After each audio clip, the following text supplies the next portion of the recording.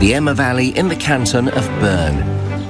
A picture postcard of snow-capped mountains, alpine villages, and sleepy-looking cows. Now, one of the cows are tired. In this valley alone, they have to pump out enough milk to produce an incredible 27,000 tonnes of Emmental a year.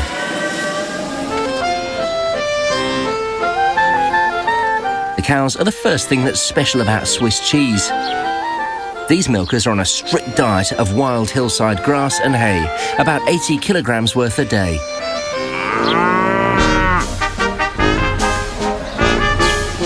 After a hard day's munching, they come home to the farm for milking.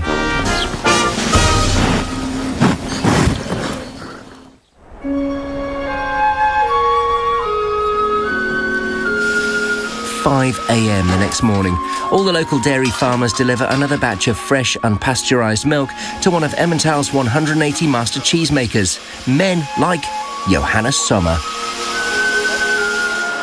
Johannes pumps the milk into a copper vat.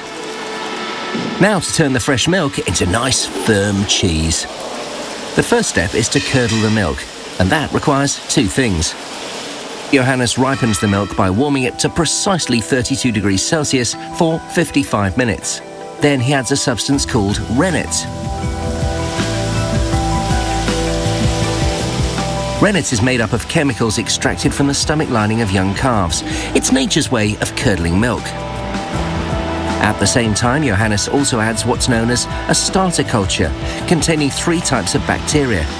Later on, these bacteria will play a key role in making those famous holes. It takes 35 to 40 minutes for the rennet to take effect. Just like in a calf's stomach, the milk starts to curdle. When it reaches the right consistency, Johannes sets about helping the thick cheese curd separate from the cloudy liquid called whey. He uses a pair of wire-strung instruments called cheese harps.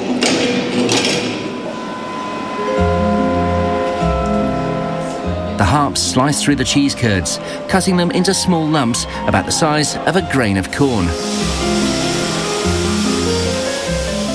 As the stirring continues, the temperature is raised up to 54 degrees Celsius. All this heating and slicing helps separate all the curds from the whey. Once Johannes is happy with the consistency of the curds, very good. The curds and whey are pumped into large round moulds. It takes over 1,000 litres of milk to produce enough to fill just one of these giant wheels. A fine mesh allows the liquid whey to drain off. But the mesh doesn't get rid of all the whey. To squeeze every last drop of liquid out, up to 1,700 kilograms of pressure have to be applied to the cheeses for 20 hours. But when they come out of the moulds, the cheeses are still soft. To keep their shape and stop them from collapsing, they need a hard rind. And to grow a rind, the cheeses take a long, relaxing saltwater bath. Johannes cannot lower the cheeses by hand. Each one weighs almost 100 kilograms, so he uses a frame. After 48 hours in the brine bath, each cheese has started to develop a hard outer rind. The next challenge is making the holes. Originally, the holes in Swiss cheese were seen as imperfections. Now, they're a major selling point. The secret of the holes lies in the 3 kinds of bacteria that Johannes added earlier. 2 of them turn the lactose or milk sugars into lactic acid.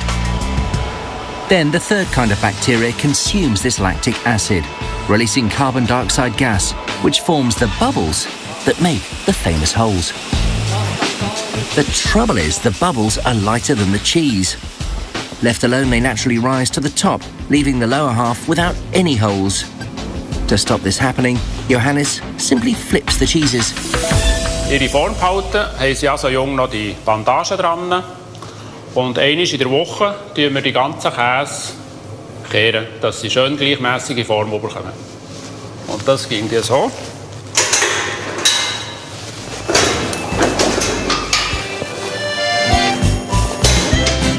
The problem is holes grow at different speeds. So for 8 weeks, Johannes wanders around, slapping his cheeses. This is what makes Johannes a master cheesemaker. With each tap, his expert ear can detect how big the holes have grown. And when the holes are just the right size, he sends the cheese to be cured. And that happens here, further down the valley. This vast cold storage facility holds up to 12,000 cheeses. It stores them for up to a year, keeping them at a constant 10 degrees Celsius. Here, the cheese wheels slowly harden and develop their distinctive nutty taste. There are no preservatives in Emmental, so there's always a danger mould will grow on the rind. To prevent this happening, the wheels are given a weekly wash. Each one gets rubbed, buffed and brushed to remove any trace of mould, and then flipped to make sure the holes don't drift. Once the cheese has reached maturity, it's time for a taste test with the National Emmental Head of Quality Assurance, Jörg Kriek. It's a big moment. If the cheese passes, it'll be sold as official Emmental. If it fails, it'll be cast off to make fondue.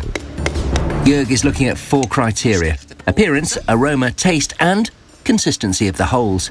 Then he scores each cheese out of 20. Überprüft, wie der Geschmack ist. Schaut den Teig an, ob er schön elastisch ist. Schaut, wie die Löcher verteilt sind. Und man probiert.